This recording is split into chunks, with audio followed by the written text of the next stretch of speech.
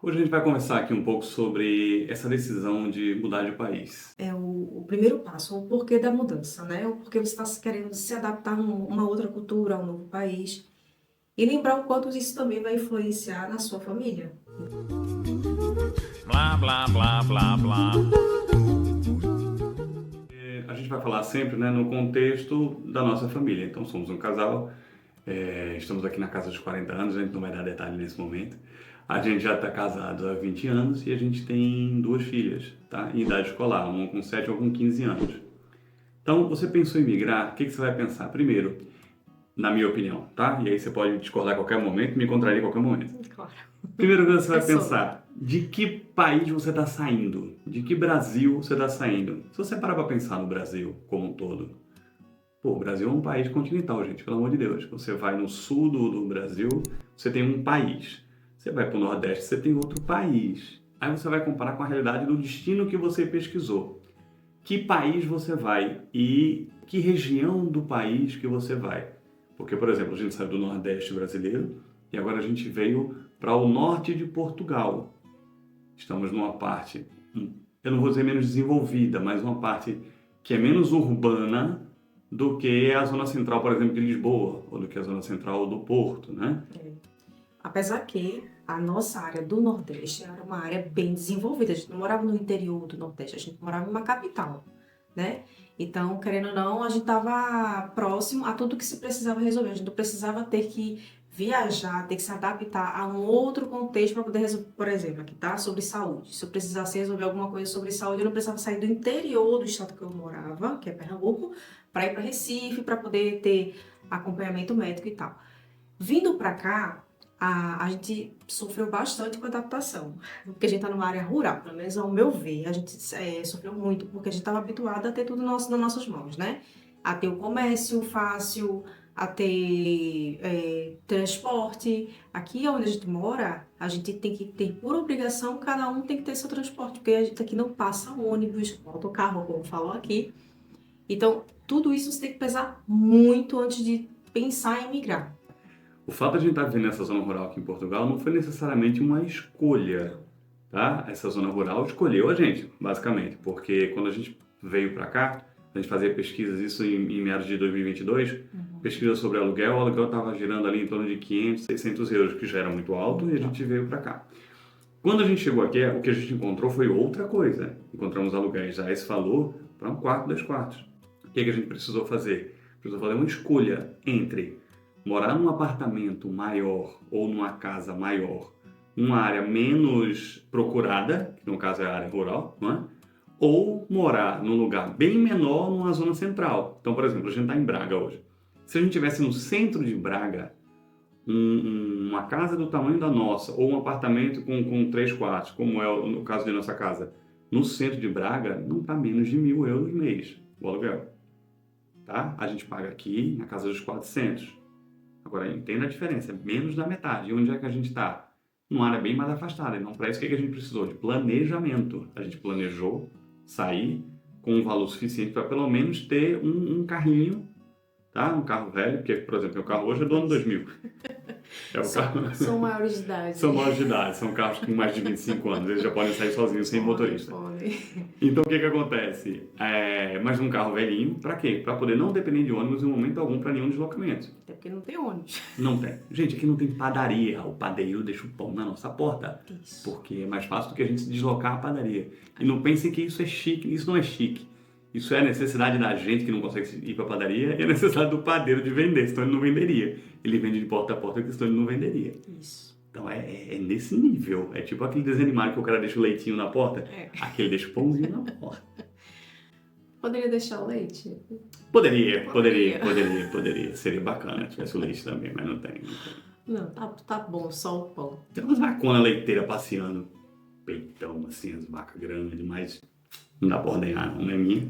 Não, eu nem gostaria. Não. Então, tudo isso você tem que pesar muito, né? Fora a adaptação das crianças. A pequena, eu percebo que ela teve mais. O externo, né? A escola teve mais dificuldade de se adaptar a ela. Mas ela, de boa, né? Então, não vejo que ela tenha sentido isso, sabe? Agora, a mais velha, não. A mais velha é os amigos que deixou para trás, é um familiar que deixou para trás. Então, tudo isso pesa muito na hora de você emigrar. Não pense que não, vai lá se vira, é criança, não. Há um peso, sim, para eles muito grande. A gente também tem que lembrar muito desse peso, desse contexto na nossa família, né? Pessoas que vão nascendo, a gente não vai acompanhando. De perto a gente acompanha, assim, por telechamada, né? Por videochamada, mas é por aí, tá? Até então a gente não voltou no Brasil para conhecer a pessoa. Suporte familiar, né? A gente nem consegue dar suporte familiar para quem deixou no Brasil e não consegue receber esse tipo de suporte também. Por exemplo, a gente tem amigos aqui que tiveram filhos aqui em Portugal, tudo, e é uma coisa um pouco difícil, você imagina. Normalmente o casal no Brasil, quando o pai e mãe trabalham, aí a mãe engravida, obviamente, tá ali naquele período, chega 6, 7 meses, já começa a ficar difícil de trabalhar, tem que ficar em casa. Ficou em casa e agora? Quem é que vai dar conta dessa renda que vai ter uma queda? Nasceu a criança, primeiro 1, 2, 3, 5 meses. Quem é que vai estar junto naquele suporte? Normalmente vai uma sogra, seja de um lado ou de um outro, para ajudar. Então você imagina tudo isso à distância, entendeu? A gente, por exemplo, morar no campo, as 2 meninas estudam. Quando a gente não está num horário compatível com levar e trazer da escola, quem é que vai fazer isso? Então tem todo esse lado familiar, todo esse suporte de rede de apoio que a gente chama, que é complicado. Além do que a Rubi citou agora, que é a questão de você não acompanhar mais a sua família de perto. Então você, quando pensa em migrar, os dois, o casal principalmente, tem que decidir assim, o quão apegado eu sou à minha família. Quão apegado eu sou à questão presencial. Muita coisa é relativa na vida, mas presença não é. Presença é absoluta. Ou você está presente ou você está ausente, ponto. Você não tem eu estou ausente, mas eu falo por videochamada. Eu estou ausente, mas eu ligo todo dia. Desculpa, dane-se, você está ausente.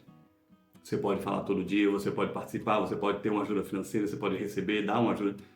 No fim das contas, presença é presença, ausência é ausência. Então, assim, quando você vai para outro país, saiba, você vai estar ausente do seu contexto familiar. E aí você pode incluir contexto de velhos amigos de tempo de escola e etc, etc. Tá? Então, o quão apegado você é a isso? É uma coisa que tem que se levar muito em consideração. Muita gente pensa, não, eu vou e vai dar tudo beleza, porque eu vou estar ganhando dinheiro, e aí todo ano eu vou para o Brasil. Gente, a gente está aqui há 3 anos, e a gente não consegue sequer juntar dinheiro para uma passagem para o Brasil. É caríssimo. Você pode pensar assim, que quem vive no Brasil e passa férias na Europa é chique. Pronto, quem está na Europa e passa férias no Brasil é chique, bem. É bem chique, bem. E a gente não é chique, bem. A gente não é chique, bem. Tá? Porque aí, já entrando até para um outro contexto, questão de oportunidades de trabalho. Quando você imigra, você chega, pronto, eu tenho faculdade, a Rubi tem faculdade. A gente tem uma vasta experiência de trabalho. Eu já fui gerente comercial no Brasil, já fui bancário no Brasil, já fui administrador de empresa no Brasil. Beleza. Quando você chega num país novo, você é o imigrante de número 6.000, você é mais um imigrante. Todo esse seu currículo, etc., ele existe, não é que você esqueceu de tudo, mas para você mostrar esse valor para empresas de um país diferente, desculpa, eles não vão te considerar. Você é tão especialista quanto o cara que só fez 2º grau no Brasil, o cara que às vezes nem terminou o 2º grau, seja no Brasil ou até aqui, e vai procurar trabalho. Então você é o imigrante de número X e o outro é o de número Y e etc. Então pensa que as oportunidades de trabalho para você que sai do seu país e vem para um país diferente, são oportunidades de trabalhos iniciantes, que são esses trabalhos que no Brasil a gente carinhosamente chama de subemprego, tá? Então você, quando vai como imigrante morar em outro país, o trabalho que você vai conseguir é o trabalho básico. Com o tempo você vai ali mostrando quanto você é bom, quanto você merece ou não merece oportunidade XY, e pode sim galgar, principalmente quando você imigra legalmente. Então você pode galgar um crescimento, mas quando não... O interessante, assim, se você quer exercer a mesma profissão que você já tinha aí no Brasil e em um outro país, é bom você procurar já daí. Porque você pode se frustrar e não conseguir encontrá-lo aqui, não conseguir encontrar esse espaço aqui. E o salário aqui em Portugal não varia muito não, tá, gente? Quem pensa que acha que vai, né, imagina que vir aqui para Portugal vai ganhar grandes rios, não vai não. Tá? Vai ficar muito parecido com a grande maioria, que tem o salário, com um ordenado. Eu tenho um colega lá no trabalho, a gente por acaso, por curiosidade, a gente trabalha hoje na mesma empresa, está na mesma fábrica. A gente passou um tempo trabalhando ela no shopping ou numa fábrica, depois a gente conseguiu que ela ingressasse na mesma fábrica, só que em turnos diferentes, para poder pegar as crianças e tal. Isso é um ponto que ele pode até dizer. Diga. Porque a gente até brinca, né? Que é o efeito Átila, né? Feitiço de Áquila. Feitiço de Áquila. Porque enquanto ele tá dormindo, eu tô trabalhando. E quando eu tô dormindo, ele tá trabalhando. Então a gente não tem... Até tem um contato à tarde. Hoje em dia tá bem melhor do que antes que eu trabalhava no shopping. Sim. Mas é isso. E o que acontece com isso? Eu tenho um colega, por exemplo, que trabalha comigo lá na mesma fábrica, né, que a gente, que é um brasileiro também. Aí vejam bem, ele é imigrante, não é? É um brasileiro, só que ele é formado em engenharia industrial. A gente está trabalhando numa fábrica. Ele tem um cargo superior lá, ele trabalha, ele é tipo um dos encarregados lá. Eu sou do chão de fábrica, eu sou peão, e ele é um dos encarregados. E aí eu conversando com ele, como a gente tem intimidade, eu consegui pescar o quanto ele ganha mais. Gente, não é tão mais, tá? Eu ganho um salário e alguns extras por horas extras que faço. Ele ganha tipo um salário e meio. Ele ganha assim uma coisa de uma fração que não dá nem 50% a mais do que eu ganho. Essa disparidade que você tem, por exemplo, no Brasil, pessoas que ganham 2 mil, 3 mil reais, pessoas que ganham 5, 7, 8, 10 mil reais numa mesma empresa, aqui é raríssimo. Existe. É muito feio eu chegar aqui para vocês e dizer que todo mundo aqui vai ganhar salário mínimo. Mais uma vez, a gente fala baseado na nossa experiência e na experiência que a gente tem de pessoas que a gente conhece, no nosso dia a dia a gente pode conversar aqui. A grande maioria de quem está aqui hoje trabalha por salário mínimo, é um salário mínimo por adulto. Você tem sim pessoas que conseguem fazer alguma coisa a mais com um extra, etc, etc. Mas, de novo, você está pensando em vir para cá, eu penso de forma realista da seguinte forma: o que acontece com a maioria? Porque, claro, existe o alecrim dourado, né? Existe o gênio que, eu vou chegar aí, eu vou montar uma empresa, vou fazer acontecer. Pô, show, pode acontecer. Mas vamos ser honesto, intelectualmente, e entender que isso é exceção. A regra é o que acontece com a maioria. E o que tem acontecido com a maioria hoje, gente, é chegar aqui e cada adulto ganhar um salário mínimo. Então não vamos chegar iludido, vamos chegar com um pezinho na realidade. O que vier acima é plus. É melhor você montar uma expectativa em cima de uma coisa realista, palpável, né? Muitos dirão pessimista, mas é melhor você montar em cima de uma expectativa dessas do que você montar baseado na exceção. Mas eu sigo um youtuber que tem uma BMW, uma Land Rover, tererê. Porra, existem pessoas que conseguem. Quanto tempo essa pessoa levou para chegar a esse nível? Trabalhando como? Vivendo como? Ela paga as próprias despesas? Ela chegou a morar com alguém que ajudasse? Porque isso não é demérito, não. Mas é questão de condições. Sim. Você tem que pegar a realidade das coisas e trazer para a sua realidade. Nunca projete, nunca faça um planejamento pensando na realidade do youtuber, do instagramer que você segue. Tudo tem que ter muito planejamento do porquê. Então a gente sempre tem que estar lembrando o motivo pelo qual a gente decidiu vir para cá. Sim. Né? Pensa no seguinte, tá? A gente tem 2 meninas aqui hoje. As 2 meninas, como a gente já falou, em idade escolar. Pensa agora se você está no Brasil e você está querendo criar 2 filhas no Brasil. O que você precisa ter? No mínimo. Vamos pensar aqui comigo, tá? Plano de saúde, mínimo que seja de uma menor cobertura, porque você não pode pensar em suas filhas no SUS. Você até pode encarar o SUS, o que eu também acho meio loucura, mas existe sim uma cobertura, existe sim uma assistência que você pode contar no caso de uma emergência. Você precisa de escolas, tá? De qualidade. E aí você pensa, 2 filhas numa escola pública? Eu não tenho coragem. Acontece. Vamos colocar também que a gente tem que ser realista. Muitas famílias no Brasil, obviamente, têm seus filhos em escolas públicas. Sim. Mas com um apertinho no coração bacana, porque não é tão seguro, não é tão fácil você confiar em deixar. Você precisaria, se você não vive numa zona muito metropolitana, se você vive tão próximo, você também precisa de um carro, porque transporte público no Brasil existe, mas a gente sabe que é bem precário. Você tem aqueles ônibus lotados, aqueles metrô lotados, aquela confusão, é um pouco complicado. Então você tem uma série de despesas quando você pensa em Brasil, Portugal, porque assim, o pessoal compara, Gustavo, então quer dizer que você saiu do Brasil ganhando um salário bacana, 5, 6 mil por mês, e foi para ir para ganhar salário mínimo? Sim. Por quê? Saúde aqui é gratuita. Eu consigo o atendimento tanto para mim quanto para minhas filhas gratuito de qualidade. A escola pública, tal qual a grande maioria dos países do primeiro mundo, é a escola que vai estudar o filho do pobre e o filho do rico, vai estudar o filho do prefeito e o filho do gari, vai estudar na escola pública. Por quê? Porque é a escola de referência. Existem escolas particulares? Existem, mas é caso de exceção. Então você não paga por saúde, você não paga por educação. Segurança pública. Gente, a questão da segurança pública é seríssima, porque você pensa assim, o quanto de despesa no Brasil te gera a insegurança. Aí eu vou te dar um exemplo. Você pode pegar os dois filhos e ir para um parque aberto, sabe, no centro da cidade. A gente morava em Olinda e também frequentava muito Recife, que são cidades vizinhas. Você pode pegar seu filho e ir para um parque 13 de Maio passear calmamente? Não pode. Tem lá um monte de drogado, um monte de ladrão. Então o que você faz? Normalmente, passeio hoje no Brasil é ir para um shopping. Ir para um shopping, opa, estacionamento, lanchonete, tá. É um gasto. É um passeio alto. É um né? passeio com custo alto. Você quer ir para um cinema. Você quer ir para um cinema com duas crianças, você não vai morrer em menos de R$ 150. Então, os passeios, as coisas já são muito caras. A saúde, se você pagasse, também seria muito cara. A educação também seria muito cara. Então, o estar fora do país não é sobre ganhar mais, principalmente no caso de Portugal. É sobre gastar menos para ter a mesma qualidade de vida, ou uma qualidade de vida superior. Então, de novo, não é que quem está aqui está rico. Tem até uma trend que eu odeio, que é ser pobre no Brasil ou ser pobre na Europa. Tem um ódio dessa trend, que incentiva a gente que está muito ruim, pobre no Brasil, a querer imigrar de qualquer jeito. Quem imigra de qualquer jeito se ferra, mas você tem uma oportunidade. O negócio é que realmente você está comparando, vamos colocar assim, uma classe média com uma classe média, porque aqui a grande maioria do país vive de salário mínimo. Então a gente está falando da classe média. Quando você fala média, por conceito, você está dizendo que a média da população vive numa esfera X. Então a grande média aqui, dentro de uma casa, vai ter cada adulto ganhando um salário mínimo e meio, você vai ter ali uma qualidade de vida X.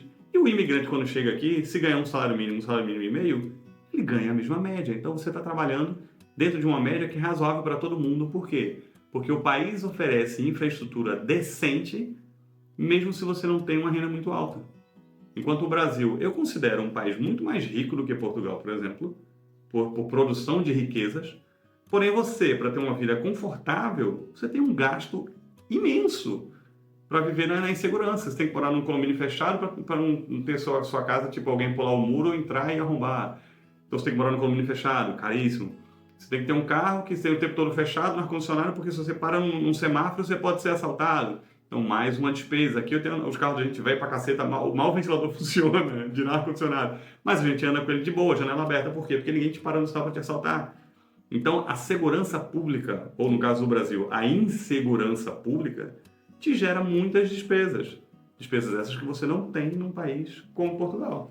E sobre educação, eu tenho a minha família no Brasil, né, vai falando o valor que tem que pagar para tentar ter uma escola minimamente decente para o seu filho. Eu fico horrorizada com os valores que eu escuto. E não tenho respaldo da educação que deveria ter. Eu tenho casos que os funcionários da escola, para não ter um trabalho com a criança, faz a tarefa pela criança. E tu tá pagando ali mais de 1.000. Como é isso, gente? Olha, a minha pequena, ela vai fazer 7 ainda esse mês. E olha, ela faz a tarefa sozinha, lógico, com o auxílio da mais velha. A mais velha tem esse compromisso aqui em casa, tá? De ajudar a pequena com as tarefinhas, tá? Mas ela faz tudo, gente. Olha, as conta e é tudo muito rápido, né? Assim, o raciocínio dela. Ela escreve, entendeu? Ninguém tá escrevendo por ela. Sim. Ela faz a interpretação de texto.